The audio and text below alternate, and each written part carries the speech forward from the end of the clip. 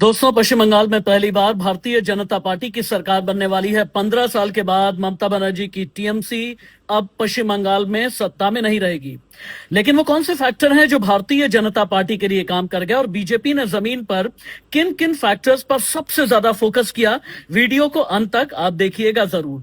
सबसे पहले आ जाता है हिंदू वोट बैंक। याद कीजिए दोस्तों, यही वो पश्चिम बंगाल है जहां पर 2016 में बीजेपी ने 3 सीट जीती, 2021 में 77 सीटों तक आए और अब 150 सीटों का आंकड़ा भी पार कर लिया। 2016 विधानसभा चुनाव में जो हिंदू वोट थे, लगभग 12% मिले बीजेपी को। लेकिन विधानसभा चुनाव 2021 आते आते ये हालात पूरी तरह से बदल गए और 50% से भी कहीं ज्यादा हिंदू वोट बीजेपी के खाते में चले गए।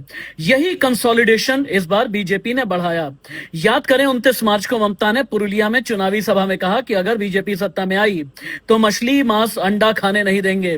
भारतीय जनता पार्टी वाले शाकाहारी हैं, माछे भाते बंगाली को वो लोग समझते नहीं हैं। बीजेपी ने इसे काउंटर किया। कैसे?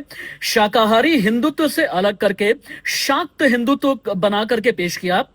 अनुराग ठाकुर, मनोज तिवारी, कई बड़े बीजेपी नेताओं ने कैमरे पर आकर के मछली खाई और यह बताया कि हम शाक्त हिंदुत्व वाले हैं और यही पश्चिम बंगाल में मानेंगे।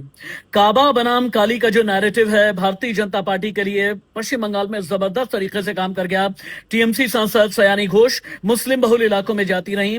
वहां पर उन्होंने दिल में है काबा, आंखों में मदीना, इसके अलावा गायत्री मंत्र भी पढ़ती रही। उन्होंने कहा कि मेरे दिल में काबा है। तो फिर ऐसे में अमित शाह और योगी आदित्यनाथ जैसे बड़े बीजेपी नेताओं ने इसे काली बनाम काबा की लड़ाई का नैरेटिव दे दिया और कहा टीएमसी के दिल में काबा मदीना हो सकता है, लेकिन बंगाल के दिल में सिर्फ और सिर्फ काली है। 15 सालों से बंगाल की सीएम है ममता बनर्जी। उन्हें सत्ता में बनाए रखने के लिए महिला वोट बैंक की बड़ी भूमिका रही। इसमें भी भारतीय जनता पार्टी ने जम करके सेंध लगाई है। महिला वोटर्स के लिए बीजेपी ने कहा कि जितना ममता बनर्जी देती हैं उससे दोगुना हम कैश देंगे। ये फैक्टर भी काम कर गया। चुनाव से पहले बीजेपी ने महिला आरक्षण का दांव चला। केंद्र सरकार ने संसद का विशेष सत्र बुलाया। इसमें महिला आरक्षण को जल्दी से लागू करने के लिए 3 अलग अलग विधेयक लाए गए। विपक्ष ने विरोध किया, बिल पास नहीं हो पाया।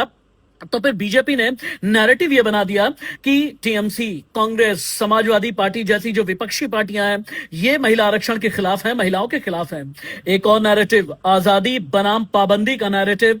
14 अप्रैल को पनिहाटी की रैली में पीएम मोदी ने वादा किया कि बीजेपी सरकार आने पर जो बंगाल की माएं हैं, बहन हैं, 2 बजे के बाद भी घर से बाहर निकलेंगी। आप याद कीजिए, 12 अक्टूबर 2025 को ममता ने यह कहा था कि महिलाएं रात को बाहर न निकलें।